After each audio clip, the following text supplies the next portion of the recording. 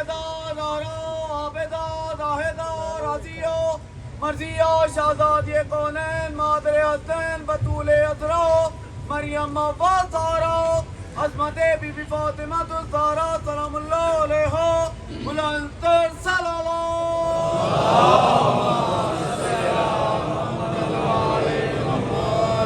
أعوذ بالله السميع العليم من الشيطان اللعين الرجيم بسم الله الرحمن الرحيم الحمد لله المعروف من غير رؤية والخالق من غير روية الذي لم يزل قائما دائما إذ لا سماء ذات أبراج ولا ليل داج ولا بحر ساج ولا أرض ذات مهاد ولا خلق ذو اعتماد والصلاة والسلام والتحية والإكرام على نبي الرحمة وخازن المغفرة وقائد الخير والبركة ومنقذ العباد من الهلكة سيدنا ومولانا أبي القاسم محمد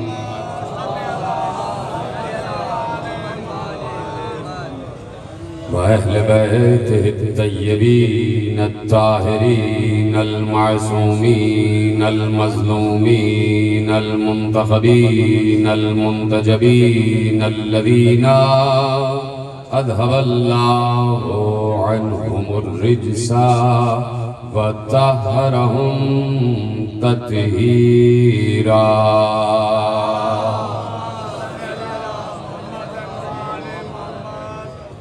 أما بعد فقد قال الله سبحانه وتعالى في محكم كتابه المجيد وفرقانه الحميد وقوله الحق بسم الله الرحمن الرحيم الذين ينفقون في السراء والضراء والكاظمين الغيظ والعافين عن الناس والله يحب المحسنين صلوات محمد وآل محمد 1443 हिजरी की अशरे मायाजा की मरकजी इमाम बारगाह धोबी घाट फैसलाबाद में आज आप दूसरी मजलिस में शरीक हैं। अज़मत व औसाफ इमाम मूसी काज़िम अलैहिस्सलातु वस्सलाम हमारा उन्वान गुफ्तगू है और यही ख़ानदान है कि जिस ख़ानदान को अल्लाह ने अज़मत भी अता की है और औसाफ भी अता की है और ये औसाफ अतिया खुदाबंदी हैं, ये अज़मत अतिया खुदाबंदी है और यकीनन अल्लाह ने हर इंसान को सबसे बड़ा वस्फ जो अता किया है वो ये है कि उसे अशरफ व अफजल करार दिया है और उसे इंसान करार दिया है और उसके बाद उस इंसान को जौहर अक्ल अता करके उसे आज़ाद छोड़ दिया, खुद मुख्तार छोड़ दिया और अक्ल को ये बता दिया कि हक क्या है और बातिल क्या है, सवेरा क्या है, अंधेरा क्या है, झूठ क्या है, सच क्या है, सुबह क्या है, शाम क्या है और अक्ल को ये भी बता दिया कि शजरे तैयबा क्या है और शजरे खबीसा क्या है और उसके बाद इंसान को इस बात की तरफ खुद मुख्तारी की तरफ छोड़ दिया कि अब चाहो तो हक के साथ हो जाओ, चाहो तो बातिल के साथ हो जाओ, चाहो तो शजरे तैयबा वालों के सामने सर झुका दो, चाहो तो शजरे खबीसा वालों के सामने सर झुका दो।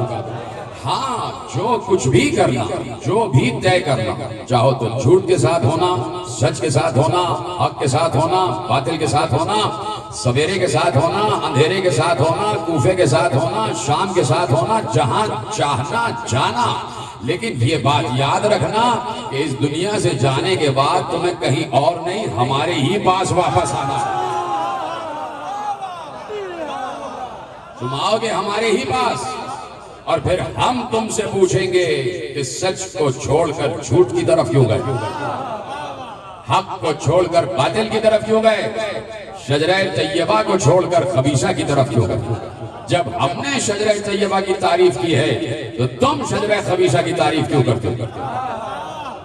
तुम कैसे शजरे खबीसा की तरफ जाते हो? क्या तुम्हें ये अक्ल, क्या तुम्हें हमने ये शऊर अता नहीं किया था कि तुम्हें सच का साथ देना है, झूठ का साथ नहीं देना है? तो अब देखिए, परवरदिगार आलम ने गुफ्तगू शुरू हो गई है और आप सब मेरे साथ हैं और मैं मुसलसल आपके लिए दुआ गो रहता हूँ, चाहे दुआ के अल्फाज लब से अदा हो या ना हो, लेकिन मेरे दिल आपके लिए महवे दुआ रहता है। तो मैं आपके लिए मुसलसल दुआ गो हूँ, इसलिए आप मेरे साथ हैं। देखिए, बात यह है कि मैं सिर्फ एक सवाल पूछना चाहता हूँ और सवाल ये है कि इस वक्त दुनिया का कोई इंसान, मैंने ये नहीं कहा कि कोई मुसलमान, यानी 1400 बरस तो ये हो गए और शऊरी दुनिया को कायम हुए हुए कम से कम 300 या 400 साल हो गए कि जहां दुनिया शऊर की तरफ आ चुकी है, जहां दुनिया तहकीक की बुलंदियों की तरफ आ चुकी है, जहां दुनिया सच को परख चुकी है, जहां दुनिया हक को परख चुकी है, जहां दुनिया में जुर्रत इजहार हक भी आ चुका है, जहां दुनिया ये जानती है कि इनकलाब कहां पर है और जहां दुनिया ये भी जानती है कि तनज़्ज़ुली कहां पर है और जहां दुनिया ये भी जानती है कि तरक्की कहां पर है। दुनिया शजरों को भी पहचान चुकी है, हसब को भी पहचान चुकी है, नसब को भी पहचान चुकी है, तैयबो ताहिरों को भी पहचान चुकी है और खबाइश को भी जान चुकी है। तो इन 300-400 बरस के अरसे में दुनिया की हर कौम ने जो शऊरी और फिक्री तरक्की की है, तो मैं ये बात कहने में हक बजानिब हूं कि इस वक्त दुनिया का कोई इंसान वो नहीं है, ऐसा नहीं है कि जो हुसैन को हक पर न मानता। ये सलामत है। मैंने सिर्फ मुसलमान,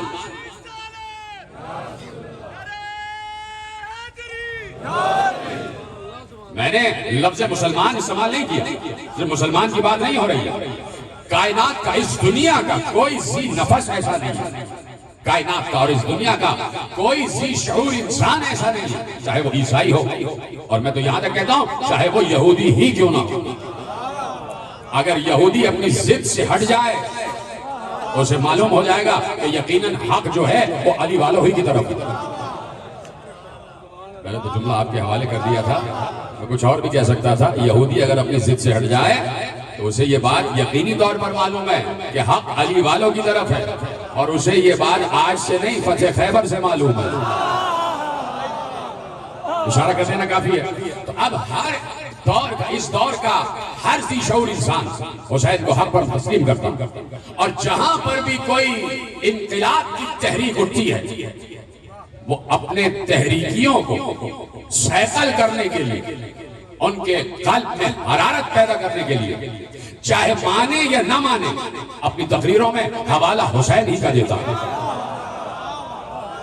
ये आप सबके सामने बातें हैं कि यहां से लेके और पूरी दुनिया तक जहां पर भी बात होती है हवाला इनकलाब में हुसैन ही का दिया जाता है, हुसैन ही का इनकलाब में हवाला दिया जाता है। तो इस वक्त भी, कल भी मैंने अर्ज किया कि पूरी दुनिया में फर्श बिछा हुआ है, हुसैन का तस्करा हो रहा है और बिला इख्तिसास मजहब व मिल्लत हर जी शऊर इंसान इस वक्त जिक्र हुसैन कर रहा है। और अगर अभी नहीं तो कम से कम 9 और 10 मुहर्रम को पूरी दुनिया का मीडिया बताएगा कि हुसैन कौन है। पूरी दुनिया का मीडिया बताएगा कि हुसैन कौन है और करबला कौन है। सबको मालूम है कि हक हुसैन की तरफ है और हुसैन ही की तरफ रहेगा। तो आप सब इस वक्त समते हक पर बैठे हुए हैं, तरफ हक पर बैठे हुए हैं, फर्श हक पर बैठे हुए, चाहे शिया हो चाहे सुन्नी हो।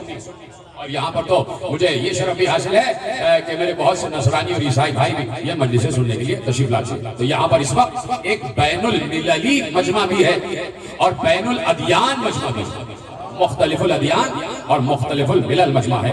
तो अब जितने लोग हैं सब हुसैन को हक पर तस्लीम किए हुए फर्श हक पर आए हुए हैं। सवाल सिर्फ ये है, जितने लोग यहाँ से वहां दाएं बाएं आगे पीछे बैठे हैं, चाहे शिया हो, चाहे सुन्नी हो, चाहे ईसाई हो, चाहे किसी भी मजहब से ताल्लुक रखते हो, मैं पूछना चाहता हूँ कि मुझे ये बताइए कब से फर्श अदा पर आ रहे हैं?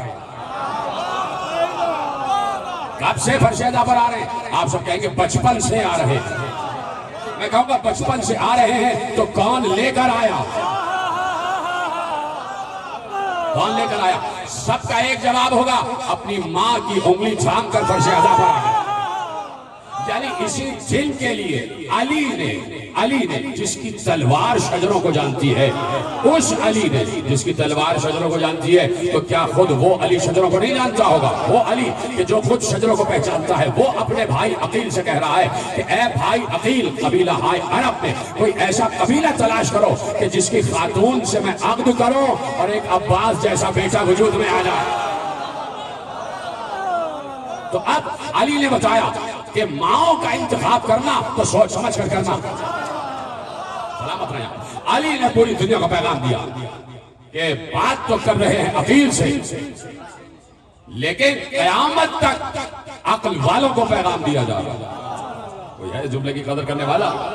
बात तो अपने भाई अकील से की है, लेकिन कयामत तक अक्ल वालों को पैगाम दिया जा रहा है कि जब भी अपने घर में कोई बेटी या बहू ब्याह के लाना, तो इस बात का ख्याल रखना कि ऐसी खातून आए कि जो तुम्हारे बच्चों की परवरिश मोहब्बत हुसैन और वलायत अली पर करे। अब ये बात याद रखें आलम इंसानियत कि जब हम ये बात करते हैं कि मोहब्बत हुसैन और वलायत अली, इससे ना हुसैन का कोई फायदा हो रहा है ना अली का कोई फायदा हो रहा है। हुसैन और अली का फायदा हो चुका कि जब अल्लाह ने शुक्रिया अदा कर दिया, इससे ना रसूल को कोई फायदा है ना हुसैन और अली को। जब अल्लाह कहता है कि नेक काम करो, तो इससे अल्लाह को कोई फायदा नहीं है, इससे बंदों को फायदा है, इससे उसके बंदगान को फायदा है। जब अल्लाह कहे अच्छा काम करो, तो इसका मतलब है बंदों को फायदा है। अब कोई अच्छा काम करे या ना करे, करने से अल्लाह को फायदा नहीं, ना करने से अल्लाह को नुकसान नहीं। तो जो काम होगा वो बंदों के फायदे के लिए होगा। अब अगर अली कह रहे हैं कि घर में कोई पाक खातून ब्याह के लाना, तो अली ये चाहते हैं कि अगर पाक खातून आएगी तो पाक नस्ल आएगी। पाक खातून आएगी तो पाक नस्ल आएगी, और जब पाक नस्ल आएगी तो यकीनन तहारत वाली फिक्र, तहारत वाला अकीदा। और फिर सबसे बड़ी बात यह है कि जो किसी का अदब करता है उसी का अदब किया भी जाता है। इज्जत करोगे इज्जत पाओगे, इज्जत करोगे इज्जत पाओगे। इसलिए कह दिया कि अल जन्नत तहता अक़दामिल उम्महात, जन्नत माओ के कदमों तले। तवज्जो है, गुफ्तगू शुरू हो गई है और बड़ी अहम तरीन मंजिल आपको लेके गुजरना चाहता हूं। और आपको पता है कि मैंने ये मौजू क्यों करार दिया? सबको मालूम है ना? अज़मत व औसाफ़ इमाम मूसा काज़िम अलैहिस्सलाम ये मौजू मैंने क्यों करार दिया है कि कहीं किसी घर में कोई गलत माँ आ गई थी,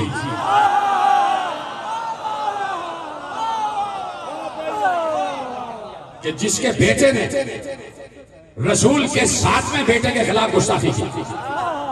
तो हम चाहते हैं कि दुनिया को बताएं कि अच्छी माएं आएंगी जो बताएंगी कि पैगंबर कह गए थे बेटा कि हमारा पहला भी मोहम्मद है, औसत भी मोहम्मद है, आखिर भी मोहम्मद है। मुझे फरमा रहे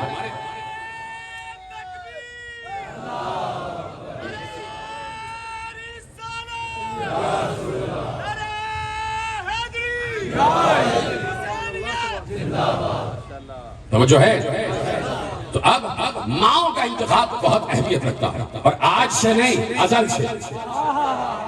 अजल से तैयार है ना सुनने के लिए? जैसे आप सुनते हैं, मैं तो आपकी समातों पर बड़ा फख्र करता हूँ। तो पीछे जितने हजरात बैठे हैं यहाँ से वहां तक सब मुझे हाथ उठा के बताते हैं, खुदा आपके इन हाथों को सलामत रखे और इन हाथों को किसी का मोहताज ना करे। खुदा आपको हजरत जहरा की चादर के साए में रखे, हजरत अब्बास के परचम के साए में रखे। मेरा साथ देते रहिएगा, इसलिए अहम तरीन मोड़ से आपको लेकर गुजर रहा हूँ कि माओ का इंतखाब आज से नहीं अजल से।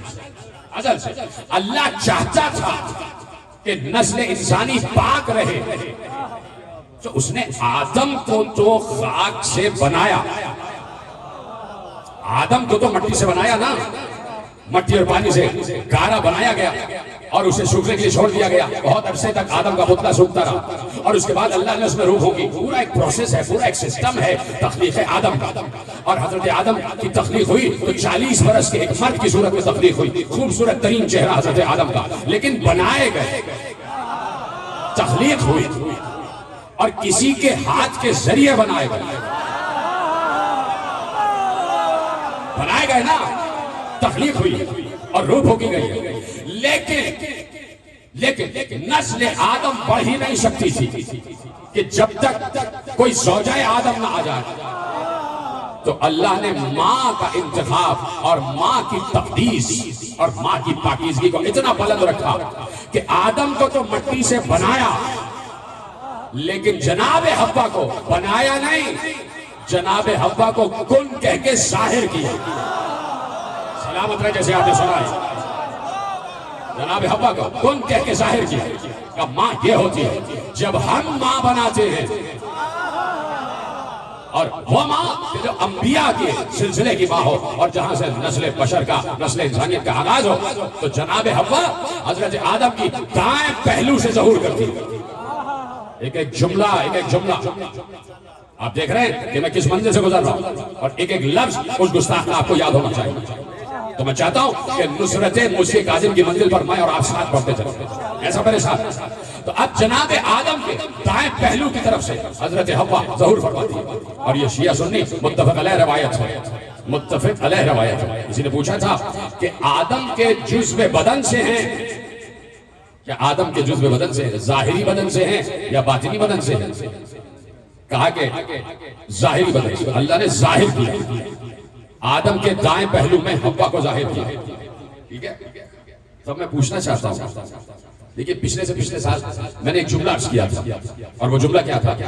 जब मैं बात कर रहा था वली, तो मौलाना रोम का एक जुमला और 2 मिसरे मैंने आपके हवाले किया। तो मौलाना रोम ने वली के लिए कहा कि वली का एक जाहिर होता है, एक बातिन होता है। जाहिरश राव पशे आरिद बचर, बातिनश बाशत मुहीत हफ्त चर। का वली का जाहिर तो ये होता है जिसे अल्लाह वली बनाता है। ये नहीं कि जो हर मोहल्ले में कोई बरहना आदमी घूम रहा है और कह रहे हैं ये वलीउल्लाह है, जिसे बगैर लिबास के देखा कहा ये वलीउल्लाह, वो वलीउल्लाह नहीं। ठीक है, कहा कि जिसे अल्लाह वली बनाता है। तो मौलाना रोम ने कहा कि वली की तारीफ यह है कि वली का एक जाहिर होता है, एक बातिन होता है। जाहिर तो उसका यह है कि अगर उसके जिस्म पर कोई मच्छर काट ले तो उसकी तकलीफ से वो घूमने लग जाए। मच्छर काटे तो वली मच्छर के काटने की तकलीफ से घूमने लग जाएगा, का जाहिर ये है। और बातिन ये है कि उसके गिर्द 7 आसमान घूम रहे होते हैं, उसके गिर्द 7 आसमान घूम रहे होते हैं। इसी तरह जनाबे हव्वा अल्लाह ने जाहिर किया तो पूरे गोश्त और गोश्त के साथ जाहिर किया, लेकिन हुई तो जाहिर है। तो अब यहां तय आप करें कि यहां पैदा होना कहेंगे या जाहिर होना कहेंगे। यहां कहा जाएगा कि विलादत हुई या ज़हूर हुआ। अब ये तय आप करें, मैं फैसला करने के लिए बैठा नहीं हूं कि जनाबे हव्वा की विलादत हुई या ज़हूर हुआ। ठीक है, अब ये तय आप कर लीजिएगा कि कहीं हव्वा की तख्लीक नहीं दिखाई दे रही, हव्वा का ज़हूर दिखाई दे रहा है, यानी उम्मुल बशर का ज़हूर दिखाई दे रहा है। तो अल्लाह ने वहीं से पैगाम दिया कि जब हम किसी माँ का इंतखाब करते हैं तो इतनी पाकीज़गी के साथ करते हैं कि हमने उम्मुल बशर को पाकीज़गी और तक़दीस के साथ जाहिर किया, आदम के दाएं पहलू से जाहिर किया। वहां से सिलसिले बशरियत का आगाज हो गया और फिर ऐसी नस्ल वजूद में आ गई कि आज तक इंसानियत बका की मंजिल पर, आज तक बशरियत बका की मंजिल पर, आज भी बशर मुसलसल तकलीफ पा रहा है। तो अब हर नबी की वालिदा का इंतखाब ऐसे ही अल्लाह ने किया। जिसने मेरा साथ दिया मैं उसको सलाम कर रहा हूं, यहीं तक मुझे लाना था। मैंने सिर्फ एक मिसाल दी जनाब हव्वा अलैहिस्सलातु वस्सलाम, और इसी तरह हर नबी की माँ का इंतखाब अल्लाह ने किया। इसलिए कि जब ज़र्फ पाक होगा तो मज़रूफ भी पाक होगा। है मेरे साथ या कहीं चले गए? है ना मेरे साथ? एक जुमला आपके हवाले कर पाएगा। जब ज़र्फ पाक होगा तो ज़र्फ के अंदर जो है वो भी पाक होगा। इसलिए अल्लाह ने ज़ुरूफ को पाक रखा। पैगंबर ने खुद इरशाद फरमाया असहाब को मुखातिब करके, और अक्सर एक जुमला कहता हूं कि जो अहादीस रसूल है, जुमला आपको याद होना चाहिए, ये जो अहादीस रसूल है, हम में से कोई नहीं था जो रसूल के सामने बैठकर सुन रहा था। सब के सब असहाबे किराम से मरवी। ये जितनी अहादीस बयान की जाती हैं, ये सारी की सारी असहाब ने रसूल से सुनी है और हमने असहाब से सुनी है और फिर अपने असहाब को सुना रहे हैं। ये जितनी अहादीस पैगंबर ने असहाबे किराम के सामने इरशाद फरमाया, पैगंबर ने कहा लम यज़लिल्लाह युनक्किलुनी, पैगंबर कह रहे हैं। और इसी सिलसिले की एक आपके सामने आयत भी पेश करूंगा। आयत आपको बचपन से याद है। पैगंबर ने कहा लम यज़लिल्लाहु युनक्किलुनी मिन अस्लाबिल करीमति वल अरहामिल मुतहहरति हत्ता अखरिजनी मिन बैन अबवै। कहा अल्लाह ने मुझे, याद रखे आलम इस्लाम का एक एक आलिम, एक एक मुल्ला ये जुमला याद रखे। और ये हदीस जो पढ़ रहा हूं, ये आलिम अहले सुन्नत के हवाले से पढ़ रहा हूं। बहुत बड़े आलिम अल्लामा जलालुद्दीन सयूती इमाम का दर्जा रखते हैं, आलम अहले सुन्नत इमाम का दर्जा रखते हैं, इमाम सयूती कहलाते हैं। उन्होंने लिखी ये हदीस के पैगंबर ने कहा कि मुझे अल्लाह ने पाक सुल्बों में और पाक शिकमों में मुंतकिल किया। यानी मेरा हर बाप भी पाक रहा और जिन अरहाम में मेरा नूर मुंतकिल होता रहा, हर रहम भी पाक रहा।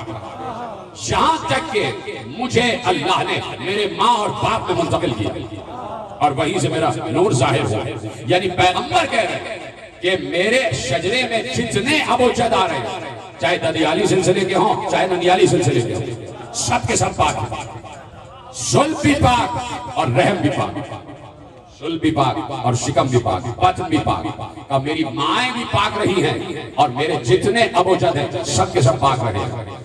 अब अल्लाह कहता है कि हमने तक़ल्लुब का फिस साजिदीन, ऐ नबी हमने आपके नूर को सजदा गुजारों में मुंतकिल किया। सलामत रहे। हमने आपके नूर को सजदा गुजारों में मुंतकिल किया है। यानी आदम से लेकर अब्दुल्ला तक, आदम से लेकर अब्दुल्ला तक सब के सब सजदा गुजार। तो ये तो पता करो कि किसका सजदा कर रहे थे। नहीं, आपने जुमला महफूज नहीं किया। जितने पैगंबर के अबूजद आ गए ददियाली सिलसिले में या ननियाली सिलसिले में, सब के सब सजदा गुजार। किसका सजदा कर रहे हैं? तो बहस उस वक्त होती कि जब ये जुमला हदीस होता, हदीस होता तो बहस होती कि किसका सजदा कर रहे थे। आयत है, जब अल्लाह कह रहा है कि सजदा गुजार में मुंतकिल किया है, तो अल्लाह का मतलब यही है कि सजदा सिर्फ मुझे ही होता है और किसी को नहीं होता। का मेरे सजदा गुजार, तुम्हारे सारे अबूजद मेरे सजदा गुजार, और मैं उन्हीं सजदा गुजारों में तुम्हारे नूर को मुंतकिल करता रहा और तुम एक सजदा गुजार से दूसरे सजदा गुजार से होते हुए अब्दुल्लाह तक मुंतकिल हो गए और यहाँ तक कि मैंने तुम्हें अब्दुल्ला आमिना के जरिए इस दुनिया में जाहिर किया।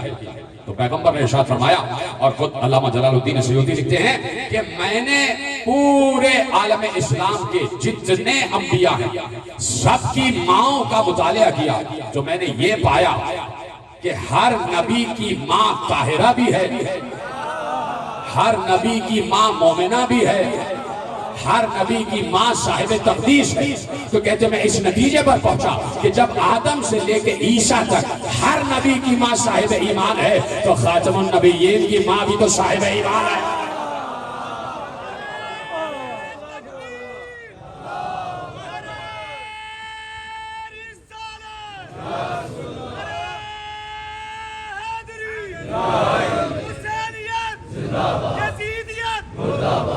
जो फरमाई ना आपने मेरे साथ है सबके सब। आज देख रहे हैं ना, अहम तरीन बात है और कुछ गोशे आपके हवाले करना।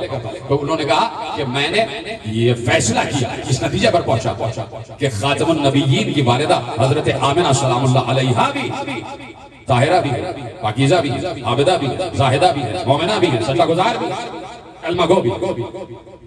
जिन्होंने मेरा साथ दिया उनको पता है। आपको अफसोस होगा इस जुमले पर कि बहुत से आलम इस्लाम के मुअर्रिखीन ने, मुहक्किकीन ने और बहुत से क्या कहते हैं कि ज़ाम नाक़िस में उलमा ने ये लिखा है कि पैगंबर की वालिदा गिरामी मोमिना नहीं थी। इसलिए मैंने ये जुमला कहा कि शुरू का जुमला याद है कि जाना तो अल्लाह के पास है ना। अल्लाह यही पूछेगा वो फिक्र क्यों नहीं मानी कि जिसमें आमिना को मोमिना कहा जा रहा था। जी चले सलामत है। वो फिक्र क्यों नहीं तस्लीम की कि जिसमें मादरे खातमुन नबिय्यीन को मोमिना कहा जा रहा था। वो क्यों माना कि जिसमें मोमिना नहीं माना जा रहा था। पैगंबर जब गुजर रहे थे मकाम अबवा से कि जहां उनकी वालिदा गिरामी की कब्र है वहां रुके। ये भी अहले सुन्नत की रिवायत है। अपनी माँ की कब्र पर रुकने के बाद माँ की कब्र पर हाथ रखा। उस हाथ रखने के बाद माँ की कब्र को चूमने के बाद गिरिया किया और गिरिया करने के बाद कहा अल्लाह ने मुझे इजाजत दी है कि मैं आमिना की कब्र को सलाम करूं। ऐसे ही सुनना है बिल्कुल। मैंने कहा ना कि नुसरत मुझसे कासिम का हक अदा करना कि अल्लाह ने मुझे इजाजत दी है कि मैं अपनी माँ की कब्र पर रुकूं और सलाम करूं। जिस कब्र को रसूल सलाम करे, ये आप सलामत रहे। जिस कब्र को रहमतुल लिल आलमीन सलाम करे तो वो है ना सलामुल्लाह अलैहा,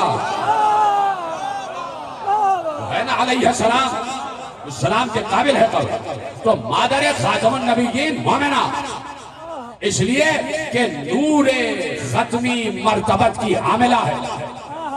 न मालूम जुमला पहुंचेगा या नहीं पहुंचेगा। क्यों मोमिना है जनाब आमिना? इसलिए कि महबूब खुदा के नूर की हामिला है। अल्लाहु अकबर। मैं काश के जुमला आप तक पहुंचा सकूं। इसलिए कि महबूब खुदा के नूर की हामिला है। बार बार जुमला कह रहा हूं, नूर का ज़र्फ नूर ही होता है। ये सलामत है। ज़र्फ नूर ही होता है। किसी खाक के ज़र्फ में नूर नहीं समा सकता। किसी खाक के ज़र्फ में नूर नहीं समा सकता। मैं अक्सर एक मिसाल देता हूं। ये बल्ब है, इस बल्ब के ऊपर इसके अंदर एक फिलामेंट है, छोटा सा फिलामेंट है कि जो रोशन होता है। अगर सिर्फ वो फिलामेंट हो तो रोशनी इतनी बढ़ नहीं सकती। इसके ऊपर शीशा चढ़ाया जाता है। शीशा जब शीशा चढ़ाया जाता है तो नूर फैल जाता है। अगर इस फिलामेंट के ऊपर शीशे के बजाय मट्टी चढ़ा दी जाए तो रहा सहा नूर भी खत्म हो जाएगा। ये समझ गए कि मेरा सलाम समझ गए? तो ज़र्फ़ नूर भी नूर ही होता है। ज़र्फ़ नूर भी नूर होता है। इसलिए साहिब तक़दीस है कि नूर खत्मी मर्तबत की हामिला, नूर खत्मी मर्तबत की हामिला। रोक रहा हूं जुमला और मेरे साथ रहिएगा। बहुत बड़े आलिम अहले सुन्नत सीरतुल हलबिया से जुमला आपके हवाले कर रहा हूं।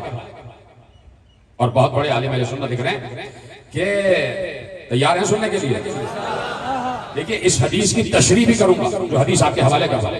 और ये मैं बताना चाहता हूं कि पाकिस्तान के साहिबाने हल्लो आक़द से सिर्फ एक 10 बस्ता गुजारिश है कि वो उलमाए अहले सुन्नत जिनका अकीदा ये है कि पैगंबर नूर थे, उनको पाकिस्तान के इंतजामी हलकों में जगह क्यों नहीं मिलती? कैंट एरियाज में उनकी वाली अजान क्यों नहीं होती? ठीक है, जो पैगंबर को नूर मानते हैं, जो पैगंबर को नूर तस्लीम करते जो है।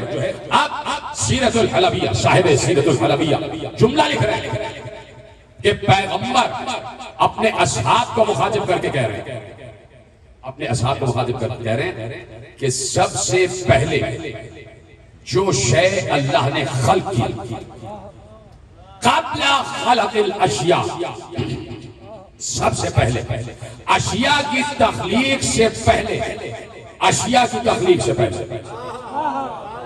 और ये बात याद रखिएगा, कायनात में कोई शय ऐसी नहीं है जो शय ना हो।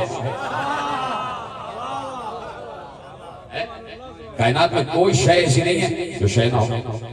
का क़ब्ल खल्क़िल अशिया, अशिया की तख्लीक से पहले, सबसे पहले जिस चीज को अल्लाह ने खल्क़ किया, कहा वो क्या है? कहा नूर और नबी, तुम्हारे नबी का नूर। अभी तो जुमला मुकम्मल ही नहीं हुआ। कहा कि अल्लाह ने सबसे पहले, तवज्जो मेरी तरफ, गर्मी तो नहीं लग रही ना ज्यादा आपको? मेरे साथ है। असहाब से मुखातिब होकर कहा कि अल्लाह ने सबसे पहले जिस शय को खल्क़ किया अशिया की तख्लीक से पहले, वो तुम्हारे नबी का नूर है। और अल्लाह ने उस नूर को अपने नूर से खल्क़ किया। यहीं तक आपको लाना था। मिन नूरिही, बड़े तअम्मुल से जुमला सुनिएगा। लफ्ज है हदीस का आखिरी मिन नूरिही, अल्लाह ने अपने नूर से खल्क किया, अपने नूर से खल्क किया।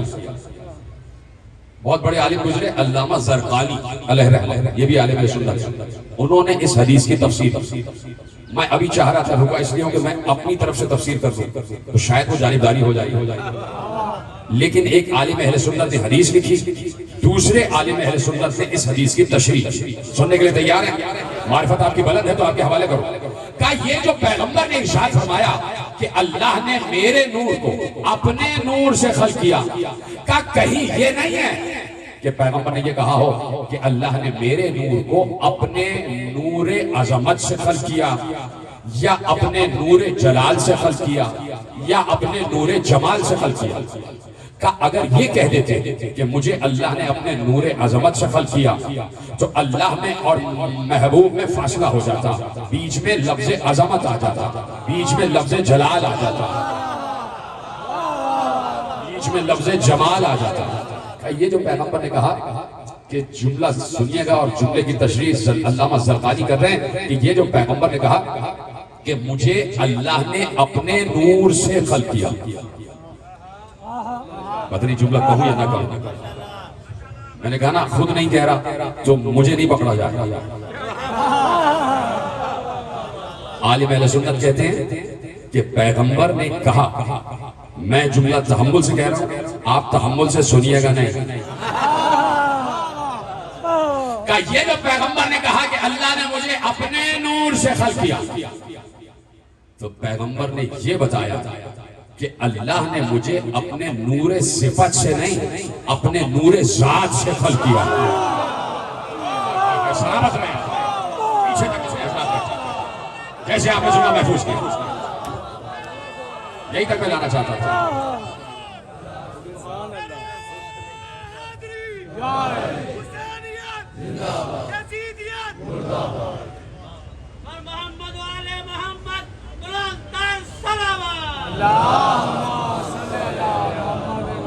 जो है बैठ जा बेटा, वक्त मेरे पास बहुत कम है। अल्लाह ने पैगंबर को अपने नूरे जात से खल्क किया, अपने नूरे जात से, बिन नूरे ही, अपने नूर से। यहां पर किसी सिफत नूर का तस्करा नहीं है कि अगर कह देता कि अपने नूरे रहमत से, अपने नूरे करम से, अपने नूरे जलाल से, अपने नूरे जमाल से, अपने नूरे तखलीक से, जिस सिफत से कहता तो सिफत बीच में आ जाती है। अल्लाह ने यहां कहा कि मुझे, अल्लाह के नबी ने कहा कि अल्लाह ने मुझे अपने नूर से खल्क किया, का नूर ज़ात खुदा से खल्क हुए हैं। अब जुमला ले जाइए, किसी ने बहुत बड़े आलिम सुन्नत अल्लामा जलूई अलैहि रहमा से पूछा कि ये बताइए कि इल्मे मुस्तफ़ा क्या है और ज़ाते मुस्तफ़ा क्या है। ज़ाते मुस्तफ़ा क्या है? किसी की ज़ात पर बात करना इतना आसान काम नहीं है। मैं अक्सर एक जुमला कहता हूं कि यहाँ पर मेरे सामने एक कसीर मजमा बैठा है, दाएं बाएं आगे पीछे, सब के सब इंसान है, लेकिन सबकी सिफतें मुख्तलिफ हैं। कोई अच्छा लिखता है, कोई अच्छा पढ़ता है, कोई अच्छा कहता है, कोई अच्छा शायर है, कोई अच्छा पेंटर है, कोई अच्छा नगमा निगार है, कोई अच्छी आवाज वाला है, कोई अच्छा कलाकार है, कोई कुछ है, कोई कुछ है। सबकी सिफतें अलग है, एक से दूसरे की सिफत नहीं मिल रही, लेकिन सबकी जात एक है। जात क्या है? जात ये है कि सब के सब इंसान है। हमारी जात क्या है? कि हम इंसान हैं। जात में मुश्तरक है, सिफत में मुख्तलिफ हो जाती है। अब यहाँ पर सिफते मुस्तफा की बात नहीं है। अल्लामा जलूई से पूछा जा रहा है कि जाते मुस्तफा क्या है, ये बताइए जाते मोहम्मद क्या है। तो कोई आम सा इंसान होता जो ये कह रहा था कि वो हम जैसे, हम उन जैसे, तो कह देता जाते मोहम्मद इंसान है। इंसान जैसे सब इंसान है, जैसे मोहम्मद भी इंसान है। तो कोई आम सा इंसान होता तो कहता कि जाते मोहम्मद ये है कि मोहम्मद इंसान है। अब जुमला सुनिएगा, फिर अपना जुमला नहीं कह रहा, आलिम अहले सुन्नत का जुमला कह रहा हूं। अल्लामा जलूई जाने और उनका अकीदा जाने। किसी ने पूछा कि जाते मोहम्मद क्या है, तो फौरन पलट कर कहा जाते मोहम्मद ऐने जाते खुदा है।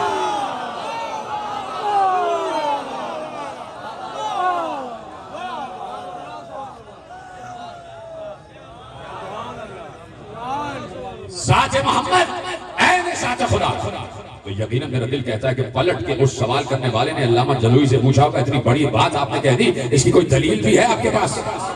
बगैर दलील आलिम बात नहीं करता, आलिम बगैर दलील बात नहीं करता। जैसे ही उन्होंने कहा कि ज़ाते मोहम्मद ऐन ज़ाते खुदा है, जब पलट कर फौरन दलील दी, क्या तुमने कुरान में ये आयत नहीं पढ़ी कि अल्लाह ने अपने महबूब को मुखातिब करके कहा, मा रमैता इज़ रमैता वलाकिन अल्लाह रमा। ऐ हबीब, ये पत्थर तुमने नहीं फेंके, हमने फेंके हैं।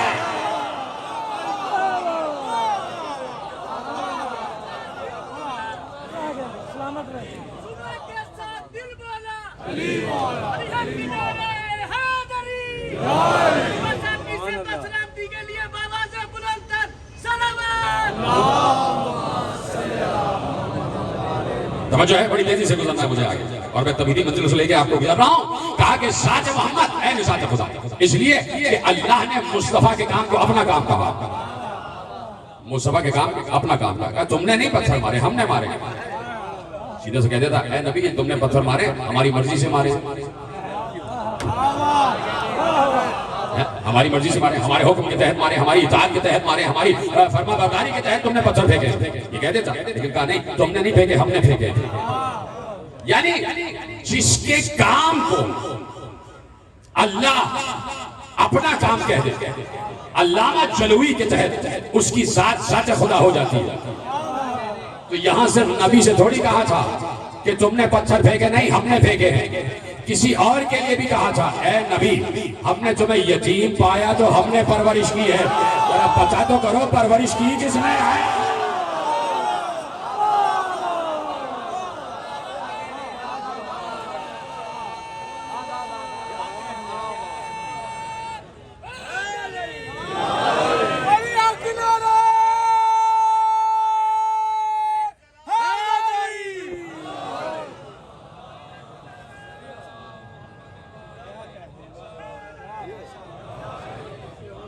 तो जो है आगे बढ़ाइए ना बात। तो आप देख रहे हैं कि अल्लाह ने अपने नूर से मिन नूरे ही, अपने नूर से मुझे खल्क किया। तो अब चूंकि पैगंबर नूर है, देखिए ज़ियारत का जुमला है कि अशहदु अन्नका कुन्त नूरन फिल अस्लाब अश-शामिखा वल अरहामिल मुतहहरा लम तुनज्जिसकल जाहिलिय्यत बिअंजासिहा। ठीक है, कि मैं गवाही देता हूं, अशहदु अन्नका कुन्त नूरन फिल अस्लाब अश-शामिखा वल अरहामिल मुतहहरा। ज़ियारत वारसा का जुमला है ना, हैरानी से मुझे क्यों देख रहे हैं भाई? ज़ियारत वारसा का जुमला है ना कि ऐ मेरे हुसैन, ऐ मेरे आका हुसैन, मैं गवाही देता हूं कि आप नूर थे, नूर हैं, नूर रहेंगे। आप नूर थे, नूर हैं, नूर रहेंगे। आप हमेशा से नूर रहे, पाक सुल्बों में भी नूर रहे, पाक रहमों में भी नूर रहे। किसी ने कहा कि भाई ये सुल्ब और रहम में आना, तो ये आप क्या कहते हैं कि नूर है? जब नूर है तो सुल्ब और रहम का क्या मतलब है? और जब सुल्ब और रहम में नूर है तो इसका मतलब है कि आप कहते हैं कि उनकी शहादत ही नहीं हुई। जब शहादत नहीं हुई तो उनके जिस्म पर कोई जख्म भी नहीं लगा। तो लोग कहते हैं ना कि जो इनको नूर कहते हैं तो वो गोया इनकी शहादत से इनकार करने के दर पे होते हैं। मैंने अभी तो अल्लामा मौलाना रोम के 2 मिसरे पढ़े हैं कि वली का एक जाहिर भी होता है, एक बातिन भी होता है। बातिन में नूर होता है, जाहिर में दिखाई दे रहा होता है बशर। ये जो कहते हैं ना हमारी तरह का बशर है, आप चुप हो गए तो मुझे बोलना पड़ा। कुरान की एक आयत है, वक़ालल मलउल लज़ीना कफ़रू मिन कौमिही।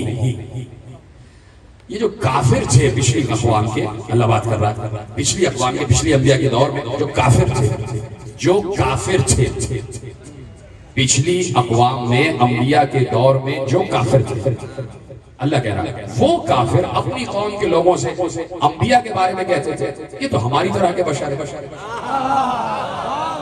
यानी नबी को अपने जैसा कहना काफिरों का जुमला है।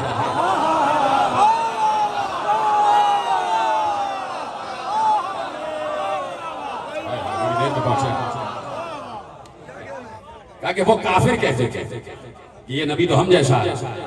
ठीक है, तो नबी बज़ाहिर तो उन जैसा था, बज़ाहिर तो था। यानी नबी को भूख भी लग रही, नबी पत्थर खा रहा है तो खून भी बह रहा है। ठीक है, नबी पत्थर खा रहा है, खून बह रहा है, तो मुल्ला ने कहा हमारे जैसा, इसलिए हम जब पत्थर खाते तो खून हमारे बहता है। नबी को भूख लगती है तो मुल्ला ने कहा हमें भी भूख लगती है, हमारे जैसा है। नबी फाते से पेट पे पत्थर बांधता है तो मुल्ला ने कहा हमने भी पत्थर बांधा है, हमारे जैसा है। नबी बाजारों में चलता फिरता है तो मुल्ला ने कहा हम तो बहुत चलते फिरते, हमारे जैसा है। नबी फटे पुराने कपड़े पहनता है, मुल्ला ने कहा हम भी पहनते हैं, इसलिए हमारे जैसा। अच्छा, आपने कह दिया कि पत्थर खा के जख्म खाता है, हमारे जैसा है। फाके करता है, हमारे जैसा है। बाजारों में चलता फिरता है, हमारे जैसा है। भूख लगती है, हमारे जैसा है। ये सब तो तुमने देख लिया कि ये सब काम करता है तो तुम्हारे जैसा है। ये चांद को 2 टुकड़े भी तो करता है, जरा टुकड़े करके दिखाओ।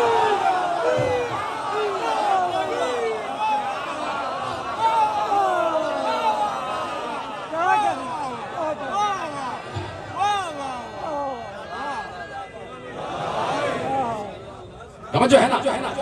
तो अब जो असले नबुव्वत है, जो असले मुस्तफवियत है, वो नूर है।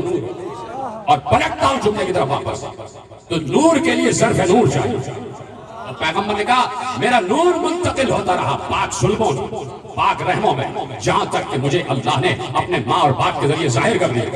बाप अब्दुल्ला, माँ आमिना, वह नबी, आखिरी आदमी तक जुमला दे रहा हूं, वह नबी जो ये कह रहा था कि मेरा नूर पाक सुल्बों से पाक रहमों में मुंतकिल होता रहा और मेरी माँ आमिना तक और बाप अब्दुल्ला तक आता रहा। वो नबी जो 23 बरस अपने को नूर नूर नूर कहता रहा, उसने उसी मिंबर पर कहा था कि मैं अकेला नूर नहीं था, अना व अली मिन नूरिल्लाह है।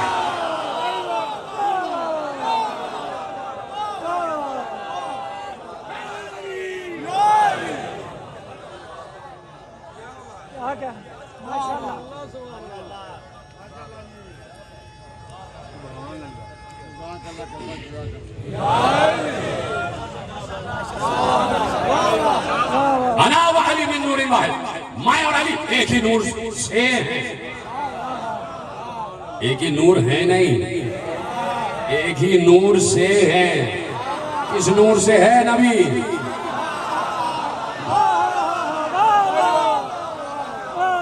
है ना, एक ही नूर से है।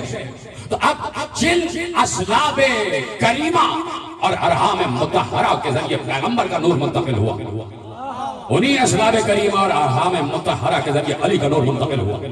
नूर अब्दुल मुत्तलिब से 2 टुकड़े हो गया, एक अब्दुल्ला में आया, एक अबू तालिब में आया। एक का ज़र्फ़ आमिना करार पाई, एक का ज़र्फ़ फातिमा करार पाई, एक का ज़र्फ़ बिन्ते असद करार पाई। तो वहां आमिना साहिब तक़दीस बीबी, यहाँ बिन्ते असद साहिब तक़दीस बीबी। ऐसे ही नहीं, मशाइख का जुमला नहीं है। जब अली आए भाई जनाब आमिना तो बेशक से पहले इंतकाल फरमा गए। जब पैगंबर ने ऐलान नबूवत किया है, छोटे से थे रसूल अल्लाह, छोटे से थे, आपको पता है कितना सिन था। तो अब इस सिन में किसी की माँ का इंतकाल हो जाए, बस कम नबी को इस हवाले से भी देखा करो कि कितना साबिर नबी है। माँ का सदमा देख चुके, बाप तो आने से पहले इस दुनिया से चले गए। माँ की कब्र पर जिस वक्त इंतकाल हुआ जनाब आमिना का, 6 बरस के हैं, माँ की कब्र से लिपट गए। बड़ी बड़ी जुल्फों वाला नबी, हसीन चेहरा, और उस हसीन रुखसार पर टपकते हुए आंसू। तवज्जो फरमाने, तो माँ का इंतकाल हो गया। अब उसके बाद माँ बनकर जिसने पाला, उस बीबी को तो सलाम करो, उस बीबी को तो सलाम करो। सिर्फ एक जुमला कहूंगा, आगे बढ़ जाऊंगा। इतना ज़हीन मजमा बैठा है, दाएं बाएं आगे पीछे सब समझ जाएंगे कहना क्या चाह रहा हूं। पैगंबर ही की हदीस है, पैगंबर की हदीस है। पहला जुमला कहूंगा, पहुंच जाओगे। हदीस क्या है? कुल्लु मौलूद यूलदु अला फितरतिल इस्लाम वालिदाहु युवहिदानिही व युमज्जिसानिही व युनस्सिरानिही। पैगंबर ने कहा हर पैदा होने वाला बच्चा मुसलमान पैदा होता है। ये तो उसके माँ और बाप होते हैं जो उसे यहूदी बना देते हैं, नसरानी बना देते हैं, मजूसी बना देते हैं। मुझे बताओ पैगंबर है क्या? अगर पैगंबर मुसलमान है तो पालने वाले भी मुसलमान हैं। यहाँ तो मुसलमान की बात ही नहीं हो रही, पैगंबर तो खातमुन नबिय्यीन है, परवरिश की है फातिमा बिन्ते असद ने और हजरत अबू तालिब इमरान ने परवरिश की है। तो अब सरफे नूर भी पाक पाकीज़ा, और जिसने परवरिश की वो माँ फातिमा बिन्ते असद भी पाक पाकीज़ा। अली आ गए, 7 रमजान है। अली रोते हुए, क्यों अली क्यों रो रहे हो? कहा मेरी माँ का इंतकाल हो गया। अली को सीने से लगा कर कहा, या अली वो आपकी माँ नहीं थी, मेरी माँ थी, सलामत रहे। वो आपकी वालिदा नहीं, मेरी वालिदा थी। पैगंबर कब्रे बिन्ते असद में उतरे। बचाओ, उस दिन कितनों की माएं इस दुनिया से गई होंगी। 7 रमजान को सिर्फ एक ही खातून का तो इंतकाल नहीं हुआ होगा, और न मालूम कितनी खवातीन इस दुनिया से गई होंगी। मुझे बताओ, कोई मदीने में ऐसी कब्र बताओ किसी खातून की कि बिन्ते असद के अलावा किसी की कब्र में पैगंबर उतरे हो, किसी की कब्र में उतरे हो। तो बिन्ते असद की कब्र में उतरे, अपनी अबा जनाब बिन्ते असद को कफन में दी है। ये होता है माँ का एहतराम। इसको कहते हैं, इसको कहते नबुव्वतों और विलायतों की माँ। और माँ का इंतखाब नबुव्वत और विलायतों के लिए अल्लाह करता, अल्लाह करता। एक सिलसिला है पूरा, है ना वक्त आपके पास? मेरे पास अभी 20 मिनट है। एक सिलसिला है पूरा जहां से आले इब्राहिम शुरू हो रही है। आले इब्राहिम कयामत तक है, और आले इब्राहिम कयामत तक लायके तक़दीस है, इसलिए कि किसी और आल पर दुरूद नहीं है, सिर्फ आले इब्राहिम पर दुरूद है। आले इब्राहिम में वो नस्ल कि जिस नस्ल में मुस्तफा आ रहा है। ठीक है, इब्राहिम के 2 बेटे हैं, जनाब इस्माइल और जनाब इसहाक। लेकिन दुरूद किस नस्ल पर है? आले इस्माइल। इब्राहिम की वो नस्ल जो इस्माइल से मुस्तफा की तरफ आ रही है। ठीक है, जनाब इसहाक से जो नस्ल चली उसमें 70,000 अंबिया बनी इसराइल, और जनाब इस्माइल से जो नस्ल चली उसमें एक खातमुन नबी की।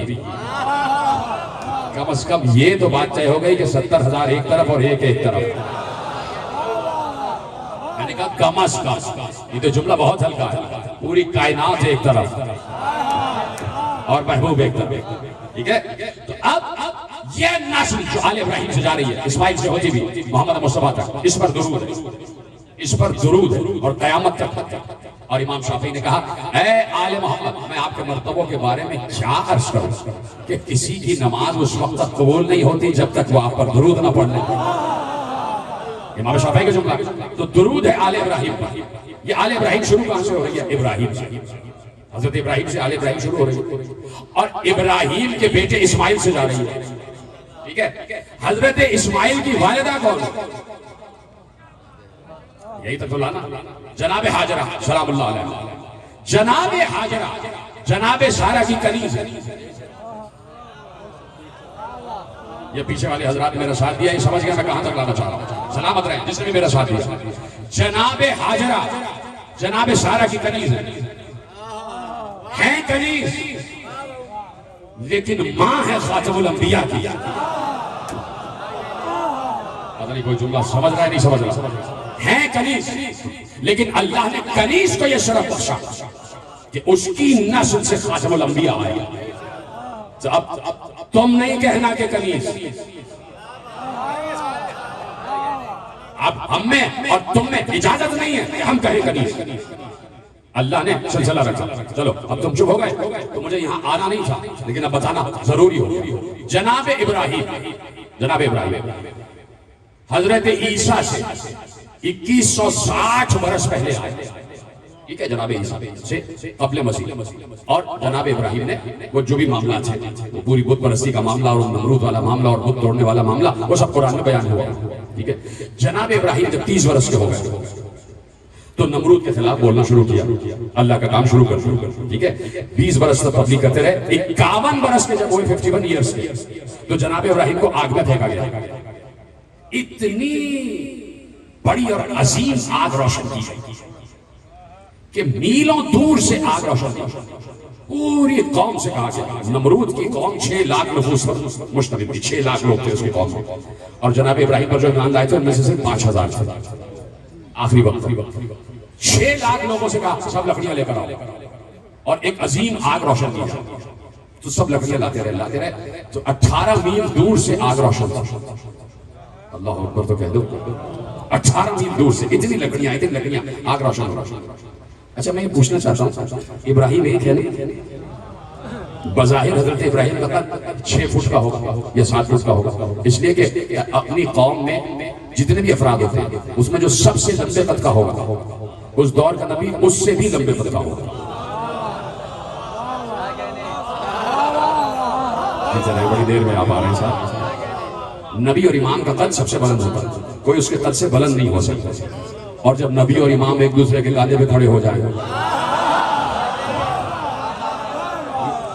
तो जनाब इब्राहिम 6 या 7 फुट के हों, 6 फुट या 7 फुट का कद होगा, जितना भी तवील कद होगा, 8 फुट हो, 9 फुट हो, 10 फुट, 11 फुट, उस वक्त तो बड़े तवील कामत हुआ करते थे, 11-12 फुट के हजरत इब्राहिम।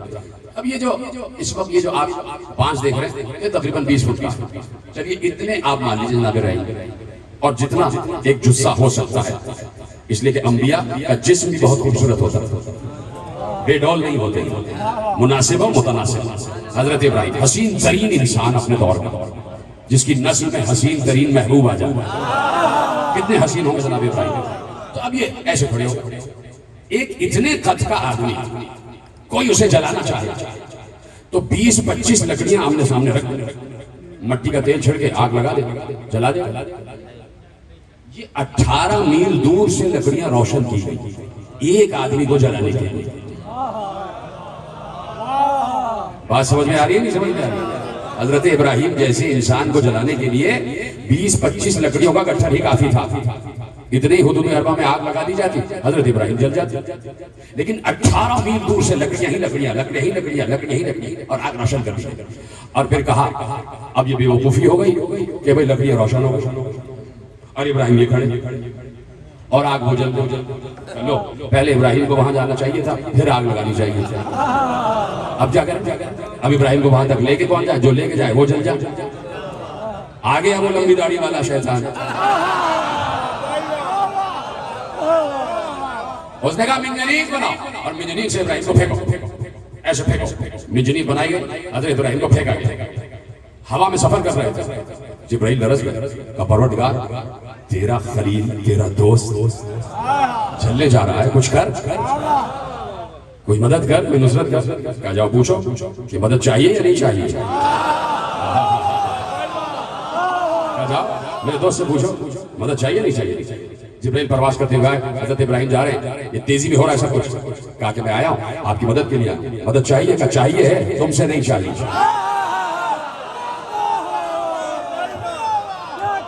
जिससे चाहिए अभी मालूम हो जाएगा। वो आ जाएगा नुसरत के लिए, आ जाएगा मदद के लिए। जिससे मदद चाहिए वो अभी आ जाएगा नुसरत के लिए। और जो नुसरत के लिए आया तो उसने मिंबर पर बैठकर कहा कि नसरतुल अंबिया असररन व नसरतु मुहम्मदन जहरा। मैं अली वो हूं जिसने हर नबी की मदद की छुपकर। अभी पता चल जाएगा। जनाब इब्राहिम 51 बरस के थे जब आग में फेंके गए। मेरे बच्चे सुनाए, बुजुर्ग में से बेहतर जानते हैं। 40 दिन हजरत इब्राहिम आग में रहे। 40 दिन सुन रहे हैं आप? मेरे तो रोंगटे खड़े हो जाते जब ये रवायतें पढ़ो। 40 दिन आग रोशन रही, हजरत इब्राहिम आग में बैठे रहे। और कोई था कि जो इब्राहिम के साथ बैठकर बातें कर रहा है।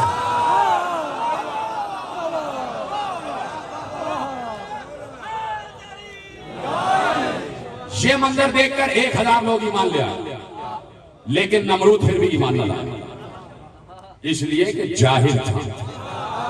ये जुमला बहुत बड़ा था जो आपने बड़ा हल्का समझा। जो ईमान नहीं लाता वो जाहिल होता।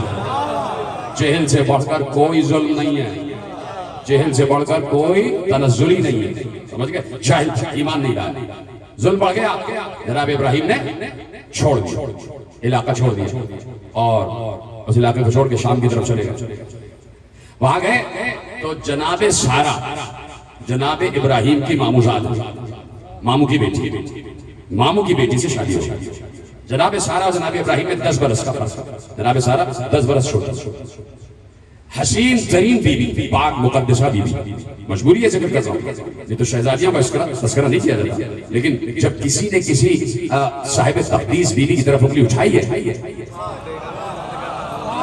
तब जरूरी है कि तक़द्दुस क्या है ये बताया जाए। जनाब सारा सलामुल्लाह अलैहा हमारी जाने कुर्बान, हसीन तरीन हुस्न, और जनाब इब्राहिम से शादी हो गई। शाम में निकाय के कहर पड़ा तो जनाब इब्राहिम वहां से हिजरत करके मिस्र की तरफ आ गए। वहां पर एक बादशाह की हुकूमत थी, उसका नाम था अलवान। उसकी हुकूमत थी, बड़ा जालिम बादशाह था। लेकिन उसमें कभी आदत ये थी कि वो किसी खूबसूरत औरत को जब देखता था, मौलाना गुलाम रसूल जमाजी नक्शबंदी की किताब से जुमले आपके हवाले कर रहा हूँ, और उन्होंने मजीद 6 हवाले दिए जिसमें सीरतुल हलबिया से लेकर अल मिलल वल नहल तक सारे हवाले मौजूद हैं। अब इससे बढ़कर कोई बात नहीं कर सकता, सारे हवाले आपके हवाले कर दिए। तो वो कहते हैं कि अलवान जो था वो बड़ा उसमें कभी हरकत ये थी कि वो खूबसूरत औरतों को देखता था तो उनका आशिक हो जाता और चाहता था उसके हरम में आ जाए। अगर वो औरत शादीशुदा होती थी तो उसके शौहर को कत्ल कर देता था और उससे निकाह कर लेता था, और अगर वो शादीशुदा ना होती तो उसके साथ उसका भाई या बाप होता तो उसकी कीमत देके उससे खरीद लेता, किसी खूबसूरत औरत को छोड़ता नहीं था। जनाब इब्राहिम जनाब सारा को लेकर मिस्र में आए। मेरी तरफ देखें, क्या देख रहे हैं? मेरी तरफ देखो, इधर देखो, इधर देखिए आप मेरी तरफ। जनाब इब्राहिम जनाब सारा को लेकर और जनाब लूत को लेकर जो उनके भतीजे थे लेकर जब मिस्र में आए तो लोगों ने मुखबिरी की अलवान की तरफ। एक शख्स आया जिसकी बीवी बहुत खूबसूरत है, तो उस बादशाह ने जनाब इब्राहिम को और जनाब सारा को अपने दरबार में जबरदस्ती बुलवाया। जैसे ही जनाब इब्राहिम दरबार में जाने लगे तो एक बार अपनी जौजा से कहा कि देखो मुझे पता है कि इसकी आदतें क्या है, ठीक है, मुझे मालूम इसकी आदतें क्या है। हसन सादिक साहब आ गए, खुदा आपको सलामत रखे। कहा मुझे मालूम है इसकी आदतें क्या है।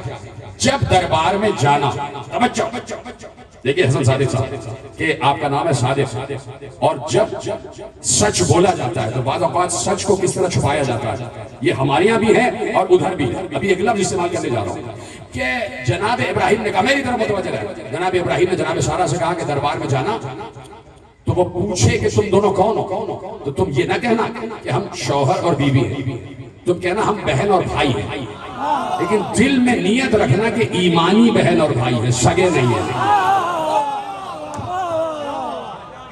अब उलमाए अहले सुन्नत लिखते हैं कि जनाब इब्राहिम ने जो ये कहा कि ये कहना कि हम बहन और भाई हैं तो ये झूठ नहीं था, इसलिए कि दिल में नियत थी कि हम ईमानी बहन भाई हैं। का इसको कि जबान पे कुछ हो और दिल में कुछ हो, इसे जबान शरीयत में तौरिया कहते हैं। तौरिया कहते हैं, दे वाव रे ये और हे, इसे तौरिया कहते हैं कि बात दिल में नियत कुछ और है, सामने वाला उसको कुछ और बता दिया जाए। कहा कि ये कहना कि हम ईमानी बहन भाई हैं। दरबार में आ गए। रिवायत इसलिए पढ़ रहा हूं कि एक और रिवायत की तरफ लाना चाहता हूं, पहले दलील दे रहा हूं फिर दावा करूंगा। जनाब सारा बादशाह अलमान ने जनाब सारा को देखा, आशिक हो गया और कहा कि तुम दोनों कौन हो? कहा कि हम बहन और भाई। जनाब सारा ने दिल में सोचा कि ईमानी बहन, हमें ईमानी रिश्ता, ठीक है ठीक है ठीक है। उसने कुछ देर बाद जनाब सारा को खलवत कदे में बुला लिया और अपने हाजिब दरबान से कहा इनको मेरे खलवत कदे में ले आओ। जनाब सारा वहां आई। रिवायत लिखती है कि इसने दस दराजी की कोशिश, हाथ बढ़ाया जनाब सारा की तरफ, अभी हाथ पहुंचा नहीं था कि हाथ छल हो गया। जी है जिसने जुमला महफूज किया। इस तरह अल्लाह उम्महाते मासूमीन की हिफाजत करता है। जो जुमले की कदर कर लेता मेरे भाई, इस तरह अल्लाह उम्महाते मासूमीन की हिफाजत करता। जैसे ही अलमान बादशाह ने अभी हाथ बढ़ाया था, हाथ पहुंचा नहीं, जुर्रत ही नहीं है किसी की, हाथ पहुंचा नहीं, अभी हाथ बढ़ाया था, हाथ चलो, उसमें फालिज गिरा, वो समझ गया ये कोई मामला है। एकदम कहता कि मैं माफी चाहता हूं, आप जिसको भी मानती है दुआ करें मेरी सेहत वापस हो जाए। जनाब सारा ने दुआ की, उसका हाथ सही हो गया। फिर उसने दस दराजी की, फिर हाथ छल हो गया। फिर उसने कहा माफी चाहता हूं। 10 मरतबा ऐसा हुआ और 10 मरतबा उसके हाथ पे फालिज गिरा। जब आखिरी मरतबा उसे शिफा हुई, उसने कहा कि तुम जादूगरनी हो, तुम साहिरा हो, निकल जाओ दरबार से। अब जनाब सारा जो बुर्के में मलबूस है, देखिए जो पर्दा है ना हमारे यहाँ, वही पर्दा जनाब सारा का कि पूरा जिस्म जो है मखने से लेकर और पांव तक, मखना है, अबा है, कबा है, लेकिन चेहरा दिखाई देता है।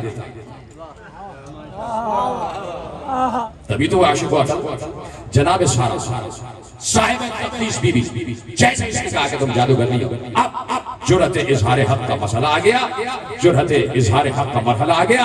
कहा ना मैं साहिरा हूं, ना मैं जादूगरनी हूं, और ना वो जो मेरा मियाँ है जिसे मैंने भाई कहा वो मेरा भाई भी नहीं है, ये तो हमने तौरिया किया था, वो मेरा शौहर है, नाम है उसका इब्राहिम, वो अल्लाह का नबी है।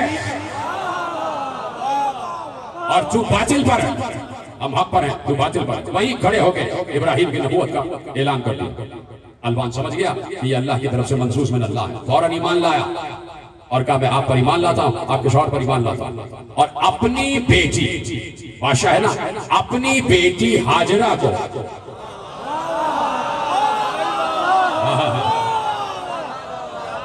जनाबे सारा की कनीजी में दे दिया। अपनी बेटी, कौन है? बादशाह। बादशाह ने अपनी बेटी, तो बेटी शहजादी तो होगी। तो यहां जब उम्महाते मासूमीन घर में कनीज बन के आती हैं तो वो कहती हैं कि हम कनीज हैं, होती हैं बादशाहों की बेटियां, होती है बादशाहों की बेटी। जनाब सारा की कनीज बना दिया, जनाब हाजरा साथ आ गई, जनाब सारा की कनीज बन गई। अरसे दराज गुजरा, औलाद नहीं हुई, तो जनाब सारा ने जनाब इब्राहिम से कहा आप हाजरा से शादी कर लीजिए। कनीज से नबी की शादी हुई और नस्ल दुरूद परवान चढ़ी। हाय हाय, दुरूद की नस्ल शुरू हो गई, दुरूद की नस्ल शुरू होना। जनाब हाजरा कनीज बन के आई। तो यहां कनीजों को मामूली ना समझना, कनीजों को मामूली ना समझना। एक बार इमाम सादिक अलैहिस्सलाम ने अपने सहाबी से कहा जाओ दजला के घराने जाना, वहां पर कुछ कनीजें आ रही हैं, ये एक थैली दे रहा हूं, इसमें 70 दीनार हैं, बस ये थैली दे देना और वहां से हमारी अमानत को लेके आ जाना। वो पहुंचा, कनीजें आई हुई थी, सिर्फ 2 कनीजें बची थी। एक कनीज जो बुर्के में मलबूस है, जो मकने में मलबूस है, जो किसी को अपनी तरफ आने नहीं देती। साहबी सादिक ने कहा कि मुझे एक कनीज चाहिए। कहा कितने में? कहा जितने इस जंबील में दीनार। कहा मैंने इसकी कीमत 70 दीनार लगाई, अगर जंबील में इतने ही हुए तो आपके हवाले हो जाए। जंबील खोली, 70 दीनार थे। यहां पर मशीयत मासूम, मशीयत खुदा होती है। तो अब जो मूसी काजिम की वालिदा आई है, नाम है उनका जनाब हमीदा खातून सलामुल्लाह अलैहा। बड़े अदब से नाम लेते हैं। सलावत पढ़े बीबी की जात पर, बुलंद आवाज से सलावत पढ़े बीबी की जात पर। बरबर बहुत बड़े एक कबीले की बादशाह की, उसके सरदार की बेटी है। लेकिन अल्लाह की सुन्नत यही है कि होगी किसी सरदार की बेटी, सरदारों के घर में आ रही हो तो कनीज बन के आ हैं, मलिका आलमीन हैं, सरदारों की बेटी आ गई शहजादी घर में, बसत अदब व एहतराम, नाक़े नूर पर सवार करके। इसलिए कि ज़र्फ़े नूर के लिए नूर ही तो चाहिए, नूर के लिए ज़र्फ़े नूर ही चाहिए। तो एक ज़र्फ़े नूर आया, इसलिए कि साथ में मोहम्मद को आना है, साथ में मोहम्मद को आना है। जैसे ही बीबी जनाब सादिक अलैहिस्सलाम के घर में तशरीफ लाई, सलाम किया, सलाम किया। कहा आपका नाम क्या है? बीबी ने कहा हमीदा। अब सुनेंगे, इमाम सादिक ने फौरन मुस्कुराकर एक हदीस इरशाद फरमाई। कहा हमीदतुन फिद दुनिया व महमूदतुन फिल आखिरा। आप दुनिया में हमीदा हैं, आखिरत में महमूदा हैं। ये होता है बीबी के तस्करा सुनने का हक, यही होता है जैसे आप सुन रहे हैं। आप दुनिया में हमीदा हैं, आखिरत में महमूदा हैं। और बीबी अपने दौर की आलिमा और फकीहा, क्या करूं कि वक्त कामिल हो रहा है। बीबी अपने दौर की आलिमा फकीहा और खुद मेरे छठे इमाम साहिब शरीयत इमाम, मुफस्सिर कुरान इमाम, जिसके कल्ब पर, जिसके सहन में कुरान उतरा है, जिसके कल्ब में पूरा कुरान महफूज है, जिसके दादा अली ने कहा था कि मुझे मालूम है कुरान की कौन सी आयत कहाँ उतरी है, किस पर उतरी है, किस जगह उतरी है, किस माहौल में उतरी है, किस वक्त उतरी है। वो और उसका बेटा इमाम सादिक, जिसके कल्ब में पूरा कुरान महफूज है, जिसके कल्ब में पूरी शरीयत महफूज है। और इमाम मर्दों का भी इमाम होता है, औरतों का भी। जो भी हो वो आके इमाम से ही मसला दरियाफ्त करे। इमाम अपने दौर में इमाम सादिक, जब खवातीन कोई शरीयत का मसला इमाम से पूछने आते थे तो खवातीन से कहते थे तुम जाके हमीदा से पूछो, इतनी बड़ी साहिब शरीयत थी, इतनी बड़ी आलिमा कुरान भी। तो यहाँ पर अल्लाह ने उम्महातुल मासूमीन की तक़द्दुस, तहारत, शराफत, नजाबत, सयादत, हुस्न किरदार, हुस्न इखलाक, हुस्न सीरत, इसकी अल्लाह ने हिफाजत। पूछने वाले ने पूछा कि आप तो वहां से कनीज बन के आ रही हैं, और जनाब सारा का किस्सा सुन लिया कि आप तो कनीज बन के आ रही हैं। इमाम सादिक के साहबी ने पूछा, रास्ते में बात हो रही थी, आप हमारी में तशरीफ फरमाएं, निहार नाके की इनके हाथ में है और आहिस्ता आहिस्ता बातें करते हुए जा रहे हैं। तो फिर जैसे ही घर में तशरीफ लाए तो इमाम सादिक ने सवाल किया कि आप तो कनीज बन के आई हैं, तो कनीजों के साथ रवैया इन लोगों का अच्छा तो नहीं होता? मुस्कुरा के पूछ रहे, जानते तो हैं ना? अभी जैसे मैंने कहा कि अली शजरों को जानते हैं, फिर भी अकील से कह रहे जरा कोई खातून बताओ, तो बताना किसी और को, पैगाम किसी और को देना। मेरे सारे इमाम ने पूछा कि कनीजों के साथ उनका रवैया तो अच्छा नहीं होता। कहा कि जब भी कोई दूर से भी मुझे देखता था तो एक नूरानी बुजुर्ग, जिनके बाल भी सफेद, जिनकी रीश मुबारक भी सफेद, जिसके सर पर सफेद अमामा, सफेद अबा, सफेद कबा, नूर से मुनव्वर, वो मेरे सामने आके खड़े हो जाते थे और उसको तमाचा मारना शुरू कर देते थे। अब समझ में आया जनाब सारा का किस्सा पढ़ा क्यों था? जैसे ही हाथ बढ़ाता था हाथ शल हो जाता था, समझे आप? तो यहाँ पर उम्महातुल मासूमीन के तक़द्दुस की हिफाजत खुद अल्लाह ने जिम्मेदारी दी हुई है, इसलिए कि मुस्तफ़ाओं को दुनिया में आना है, मुस्तफ़ाओं को दुनिया में आना है। जनाबे रसूलुल्लाह की एक ज़ौजा भी तो है ना, जनाबे मारिया तिद्दिया सलामुल्लाह अलैहा, वो भी जहां से आई है वो भी कनीज ही बन के आई। क्या वो नई बात कह दी मैंने? वो भी कनीज बन के आई। और रसूलुल्लाह के उनसे 2 बेटे हुए थे, ठीक है? जनाब कासिम भी उन्हीं से, जनाब अब्दुल्ला भी उन्हीं से, ठीक है? यानी कनीज है। मैं सोच रहा हूँ जुमला कैसे कहूँ, कनीज है, बेटे दिए तो कनीज से दे दिए।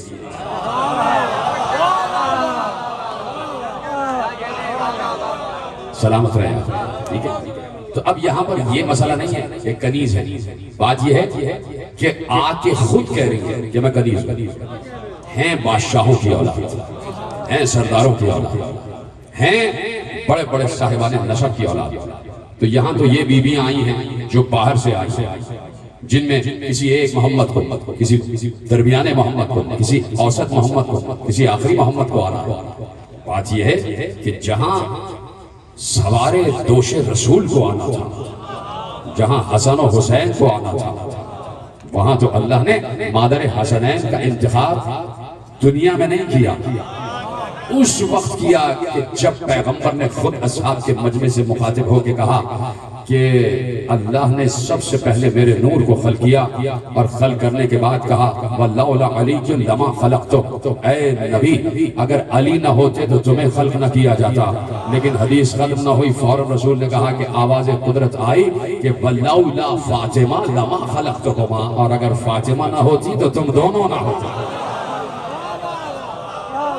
ये है मां का किरदार, ये है उम्महात का किरदार, ये है उम्महात का तक़द्दुस कि जहां हसन और हुसैन की मां उस मंजिल तहारत और तक़दीस पर है कि जहां अल्लाह ने अज़ली नूर करार दिया और कहा हमने अपने नूर अज़मत से ज़हरा को खल्क़ किया, अपने नूर अज़मत, वो ज़हरा कि जिसके दरवाजे पर रसूल सलाम करना, अस्सलामु अलैकुम या अहला बैत नबुव्वा, वो ज़हरा कि जो रसूल के नवासों की मां है, वो नवासे कि जिनको अपने सीने से रसूल लगाए थे, उन नवासों की मां, न ज़हरा और न रसूल, दोनों में कदर मुश्तरक ये है कि रसूल भी और ज़हरा भी दोनों हुसैन के रोने को बर्दाश्त नहीं करती थी। न हुसैन की आंखों में आंसू ज़हरा देख सकती थी, न रसूल देख सकते थे। बैठे हुए रसूल मस्जिद नबवी में, एक जानू पर हसन मुस्तफा सलाम मेरा शहजादे पर, एक जानों पर हुसैन भी है, सलाम हो मेरा दोनों शहजादों पर। छोटे छोटे बच्चे रसूल जान कुर्बान किए देते हैं दोनों बच्चों। बाज़ औक़ात कहते थे मेरे माँ बाप तुम पर फिदा, मेरे माँ बाप तुम पर फिदा, यानी अब्दुल्ला और आमिना तुम पर निसार। एक बात कह दूं कि माँ बाप की जिंदगी में यह जुमला नहीं कहा जा सकता। जब माँ बाप इस दुनिया से चले जाएं तो कहा जा सकता है कि मेरे माँ बाप फिदा, का मेरे माँ बाप तुम पर फिदा। उन नवाज़ों इतनी मोहब्बत, इतनी उनसियत कि प्यार करने लगे दोनों नवाज़ों। हसन मुश्तबा की तरफ आगे बढ़ते तो हसन मुश्तबा के होठों को चूम रहे। अब हुसैन की तरफ मुड़े तो हुसैन ने भी अपने होठ आगे किए कि नाना मेरे होठों को चूमे, मेरे लबों का बोसा दे। हुसैन लब आगे किए हुए, लेकिन रसूल ने गर्दन झुकाई और हुसैन के गले का बोसा दिया। हुसैन की गर्दन पर प्यार किया, हुसैन चुप हो गए। फिर हसन मुश्तबा ने अपना दहन आगे बढ़ाया, रसूल ने हसन मुश्तबा के दहन को प्यार किया। हुसैन फिर आस लगाए हुए आगे बढ़े कि नाना मेरे लबों को चूमेंगे, लेकिन नाना ने नवासे के गले को चूमा। बार बार हुसैन चाहते थे कि मेरे लबों को चूमे, मेरे होठों को चूमे, लेकिन बार बार रसूल हुसैन के गले को चूमा करते थे। आखिर हुसैन एक बार खड़े हो गए, रोते हुए, सिसकते हुए, हिचकियां लेते हुए, घुट घुट के रोते हुए नाना के पास से चुपके से निकले और हुजरे में चले गए जहां अम्मा थी। माँ के पास रोते हुए आए। माँ ने देखा बेटा रोता हुआ आ रहा है, बेटा भी वो हुसैन जिसका रोना मुझे बर्दाश्त नहीं है। जल्दी से जहरा आगे बढ़ी और हुसैन को गले से लगा लिया। बेटा तू क्यों रो रहा है, तुझे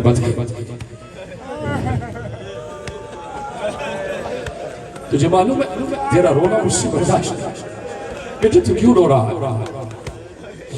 एक बार हुसैन ने कुछ नहीं कहा, माँ ने गोद में ले लिया ना। हुसैन ने एक जुमला कहा, अम्मा मेरे मुंह को सूंघिए, क्या उसमें से कोई बूए बद आ रही है, क्या उसमें से कोई ना मौजूद। जहरा ने सीने से लगा दिया, मेरे लाल ये क्या बात की तूने, तुम्हारे पास से तो जन्नत की खुशबू आती है, तुम्हारे दहन से तो जन्नत के फूलों की खुशबू आती है, तुम तो जवाना ने जन्नत के सरदार। बेटे बात क्या हुई। रोते हुए कहा, अम्मा नाना हमें रुलाते हैं, भैया हसन के होठों को चूम रहे हैं और हमारे गले को चूमते हैं। हम बार बार चाहते हैं हमारे होठों को चूमे, लेकिन बार बार हमारे गले को बोसा देते हैं। अम्मा हमें ये बात समझ में नहीं आ रही। बेटा जोर जोर से जब रोने लगा, हुसैन की हिचकियां बन गई, जहरा से बर्दाश्त ना हुआ। एक बार पाँव में मोजे पहने, हाथ में दस्ताने पहने, सर पर मकना लिया, कबा ओढ़ी, हुसैन को सीने से लगा कर एक बार मस्जिद नबवी में आ गई। सारे असाब एक तरफ रुख करके खड़े हो गए कि पाक ताहिर बीबी आ रही है, बापर्दा बीबी आ रही है। रसूल खड़े हो गए जहरा के एहतराम में। कहा जहरा कैसे आई, और देखा जहरा की आंखों से आंसू बह रहे हैं। जहरा की गोद में हुसैन है, हुसैन की आंखों से भी आंसू बह रहे हैं। जहरा ने सिर्फ एक जुमला कहा, बड़ी मोहब्बत से कहा, बड़े प्यार से कहा, बाबा आप ही हुसैन को हंसाते भी हैं, आप ही रुलाते भी हैं, आपको भी हुसैन का रोना बर्दाश्त नहीं, मुझे भी बर्दाश्त नहीं। बाबा हुसैन शिकायत लेकर आए हैं कि आप हसन के होठों को चूमते हैं, हुसैन के गले को चूमते हैं। हुसैन चाहते हैं कि आप इनके भी होठों को चूमे। अब रसूल से बर्दाश्त ना हुआ। एक बार कहा, लाओ मेरे हुसैन को गोद में दे दो। हुसैन को सीने से लगाकर कहा, जहरा सुनो, किस लिए हसन के होठों को और किस लिए हुसैन के गले को। अरे हसन को जहर दिया जाएगा, कान से 72 टुकड़े बाहर आ जाएंगे, हुसैन के गले पर खंजर चलेगा। अजरकुम अल्लाह, अजरकुम अल्लाह। मुसलमान बैठे हो, सुनो कि नबी के नवासे के साथ क्या हो रहा है। और नबी खबर दे रहा है कि हुसैन के गले पर छुरी चलेगी, हुसैन का गला काटा जाएगा, इसलिए हुसैन का गला चूम रहा हो। सलाम हो हुसैन पर, सलाम हो अली इब्न हुसैन पर, सलाम हो औलाद हुसैन पर, और सलाम हो असहाब हुसैन पर जिन्होंने हमने नुसरत हुसैन अदा किया। सलाम हो असहाब हुसैन पर। करबला पहली मुहर्रम से शुरू नहीं हुई है, करबला 9 जिलहज से शुरू हो गई। समझ गए हो तो हाय कह दो ना। करबला 9 जिलहज से शुरू हो गई और 10 जिलहज को तो कयामत आ गई। 10 को तो कयामत आ गई। एक जुमला सुन लेना, शायद तुम्हें रोना आ जाए। दुनिया कहती है कि हुसैन ने 72 कुर्बानियां दी हैं, हुसैन ने बच्चों को कुर्बान कर दिया। एक कुर्बानी सबसे बड़ी हुसैन ने यह दी है कि दीन के लिए हज को भी कुर्बान किया, दीन के लिए हज को भी कुर्बान किया, हज को उम्रे से बदल दिया ताकि हुर्मत काबा महफूज रहे। तो करबला तो 9 और 10 जिलहज से शुरू हो गई जब हुसैन ने अपने सफीर मुस्लिम को भेज दिया। जिसने हाय कहा है उसने हजरत अब्बास को खुश किया है कि आज अब्बास के बहनोई का तस्करा हो रहा है, हजरत अब्बास की हबशीरा के सुहाग का तस्करा हो रहा है, उनके सुहाग का तस्करा हो रहा है। मुझे 5 या 7 मिनट दे देना, उसके बाद मौला का पसंदीदा नौखान यकीनन नौखानी करेगा और आप यकीनन मातम करेंगे। मैं कुछ कहना चाहता हूँ, मेरा दिल रो रहा है, मेरा कलेजा फट रहा है कि मैं कैसे बयान करूँ कि बहुत बड़ी कुर्बानियाँ हर बीबी ने दी हैं, लेकिन ज़ौजा मुस्लिम की कुर्बानियाँ सबसे अलग है, सबसे अलग है। 2 बच्चे शौहर के साथ गए, वापस नहीं आए। 2 बच्चियां अपने साथ थी, दोनों कैद हो गई, और 2 बेटे भी अपने साथ से, दोनों घोड़ों की टापों से पामाल हुए। अपनी रिदा भी छिनवाई, अपने सुहाग मुस्लिम की कुर्बानी थी। इतनी बड़ी कुर्बानी जनाब रुकैया, इतनी बड़ी कुर्बानी, बहुत कुर्बानियां जनाब रुकैया की हैं कि कोई अंदाजा नहीं कर सकता। लेकिन खुदा की कसम कोई हर्फ शिकवा जबान पर कभी नहीं आया। सिर्फ एक जुमला, सिर्फ एक जुमला, वो भी उस वक्त मिलता है कि जिस वक्त ये लुटा हुआ काफिला कूफे में दाखिल हुआ, जिस वक्त ये सरबराह बीवियों का काफिला कूफे में दाखिल हुआ, आगे आगे अली की बड़ी बेटी एक बेकजाबा नाके पर सवार, सर पर चादर नहीं है, बाल खुले हुए हैं, खाके करबला ने बालों पर्दा बनाया हुआ है, हाथ पसे पुष्ट बंधे हुए हैं।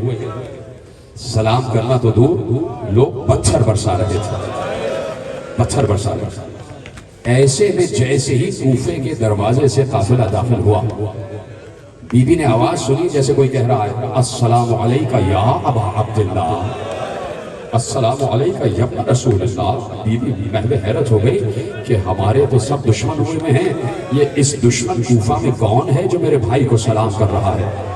आवाज आई, अस्सलामु अलैका या अबा अब्दुल्लाह। ज़ैनब महवे हैरत थी, हैरत और बढ़ गई जब आवाज आई अस्सलामु अलैका या रसूलल्लाह, और हैरत बढ़ गई। और उस वक्त हैरत की इंतहा न रही जब आवाज आई अस्सलामु अलैकी या बिन्त अमीरुल मोमिनीन, आए अली की बेटी तुझ पर भी सलाम। अब जो ज़ैनब ने जरा सा बालों को हटाकर देखा दरे कूफा पर एक लाश लटक रही है,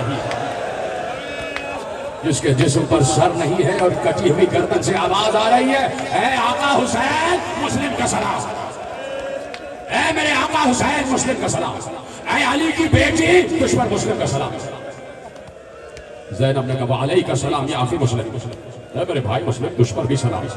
इससे पहले कि ज़ैनब कुछ जुमला कहती, पिछले नाते पे जनाब रुकैया ने देखा मेरे वाली का कटा हुआ लाशा लटक रहा है। सलाम करने के बाद एक जुमला कहा, मेरे वाली मेरे 2 बच्चे आपके साथ गए थे, मेरे 2 बच्चे आपके साथ गए थे। यह है माँ के कर्ज को कोई अंदाजा नहीं कर सकता। अजरकुम अल्लाह, अजरकुम अल्लाह। सुन लेना एक जुमला, आज मैं मुस्लिम के एक बच्चे की शहादत पढ़ना चाहता हूँ। 2 की कल पढ़ूंगा ना, आज एक बच्चे की शहादत सुन लेना, एक बच्चे की शहादत। 2 बच्चे जो माँ के साथ करबला में आए, अब्दुल्ला इब्न मुस्लिम और अब्दुल रहमान इब्न मुस्लिम। जो माँ के साथ अब्दुल्ला इब्न मुस्लिम, अब्दुल रहमान इब्न मुस्लिम। जो बाबा के साथ गए, मोहम्मद इब्न मुस्लिम, इब्राहिम इब्न मुस्लिम। ठीक है, बाबा के साथ जो गए, कल उनका मैं जिक्र कर दूंगा। आज एक बेटे का तस्करा करना चाहता हूँ। इजाजत ली आका, इजाजत दे दी। 11 या 12 बरस का सिन, अब्दुल्ला मुस्लिम का बेटा। माँ ने इजाजत दी, बेटे जाओ। करबला में तो माओ की फितरत बदल गई। अक्सर एक जुमला कहता हूँ कि माओ की फितरत यह है कि अपने बेटे के जिस्म पर कोई खराश तक नहीं आने देती। लेकिन करबला वाली माँ को सलाम, करबला वाली माँ इस पर खुश नहीं है कि बेटा बच जाए। माँ कहती है बेटे तेरा लाशा कब आएगा, तू फातिमा के लाल पर कब कुर्बान होगा? अब्दुल्ला इब्न मुस्लिम, बड़ी मुश्किल से इजाजत मिली।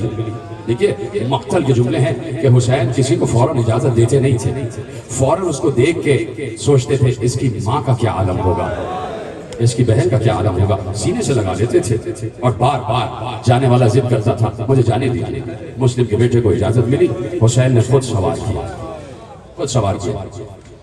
जब मुख्तार ने कातिल अब्दुल्लाह को पकड़ा, उसे दरबार में तलब किया, कहा बता तूने क्या किया। मैं देख रहा हूं कुछ लोगों की आंखों में आंसू हैं और कुछ लोग रोने की शक्ल बनाए हुए। खुदा सबको सलामत रखे। ऐसे ही सुना, ऐसे ही सुना। शायद पहली मर्तबा मैं पढ़ रहा हूँ, शायद पहली मर्तबा तुम सुन रहे होगे। कहा तूने क्या किया? कहा ना पूछ मैंने क्या किया। भरा हुआ दरबार है और मुख्तार जमीन पर बैठ कर कह रहे हैं कि तूने बता क्या किया, क्या जुल्म किया। एक एक जुल्म लिखवाया है मुख्तार ने, आज हम तक पहुंचा है। करना पूछ अमीर क्या किया? कहा नहीं बता क्या किया। उसने एक बार बताना शुरू किया कि मुस्लिम का बेटा मैदान में आया, इतना हसीन बेटा, इतना हसीन शहजादा कि सबकी निगाहें रुकी हुई थी। उसने आके कयामत बर्पा कर दी, इसलिए कि मुस्लिम का बेटा है। तलवार से जंग कर रहा था, कुश्तों के पुश्ते लगा रहा था। ऐसे में मुझे इशारा किया उमर साद ने, मैं भी बड़ा माहिर तीर अंदाज था, मेरे पास जो तीर थे वो बहुत कीमती थे। मुमलिकत अरब में उनका कोई खिराज नहीं दे सकता था, वो तीर बहुत कीमती थे। मैंने कई जंगों में वो तीर इस्तेमाल किए थे और मैं वापस तीर अपने तरकश में रख लेता था और फिर इस्तेमाल करता था। उन तीरों की जितनी सैकल थी वो खत्म नहीं होती थी, उनकी धार खत्म नहीं होती थी। वो तीर मुझे बहुत अजीज थे। ऐसे में मैंने देखा कि शहजादा जो है चारों तरफ पलट पलट कर हमला कर रहा है और किसी के काबू में नहीं आ रहा। हाकिम ने मुझे इशारा किया। एक बार मैं एक छोटी सी चट्टान की ओट में आ गया और मैंने तीर को चिल्ले से जोड़ा। मैंने तीर को चिल्ले से जोड़ा और उस मुस्लिम के बेटे की निगाह मुझ पर पड़ी कि ये तीर मेरी तरफ छोड़ना चाहता है। उसने मेरी तरफ रुख किया, घोड़े को एड़ लगाई, वो मेरे करीब आया और मैं यहाँ तीर छोड़ चुका था। जैसे ही तीर उसके करीब आया, तीर का निशाना उसकी पेशानी पर था। उसने अपनी पेशानी को बचाने के लिए हाथ ऐसे रखा, तीर हाथ में सुराख करता हुआ पेशानी में गड़ गया। तीर हाथ में सुराख करता हुआ पेशानी में गड़ गया। मेरा तीर और मेरे तीर की रफ्तार इतनी सख्त थी कि तीर जाके पेशानी में अंदर तक गड़ गया। शहजादा चाहता था कि हाथ से तीर को हटाए, लेकिन हाथ से तीर हट नहीं रहा था। उसने दूसरे हाथ को आगे बढ़ाया और तीर को हटाना चाहता था, लेकिन तीर इतनी तेजी से और इतनी मजबूती से जुड़ा हुआ था कि तीर हट नहीं रहा था। उसके दोनों हाथ यहाँ मसरूफ हुए। एक बार मैंने दूसरा तीर छोड़ा।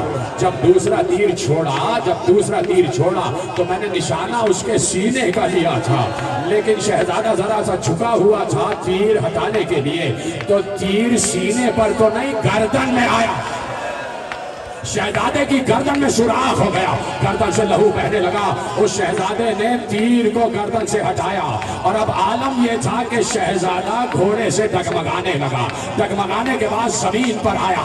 मैं आगे बढ़ा इसलिए कि मुझे तीर बहुत अजीज था। क्या सुन रहे हो? सीने पे हाथ मारो। मुस्लिम के बेटे का तस्करा कर रहा हूं। जनाबे रुकैया सुन रही होंगी, जनाबे जहरा सुन रही होंगी कि क्या हुआ है मुस्लिम के बेटे के साथ। अब ये कातिल कहता है मैं अपना तीर हासिल करने के लिए आगे बढ़ा। शहजादे का दम निकल चुका था, शहजादे का दम निकल चुका था। मैं आगे बढ़ा, मैंने तीर को अपने हाथों से पकड़ा।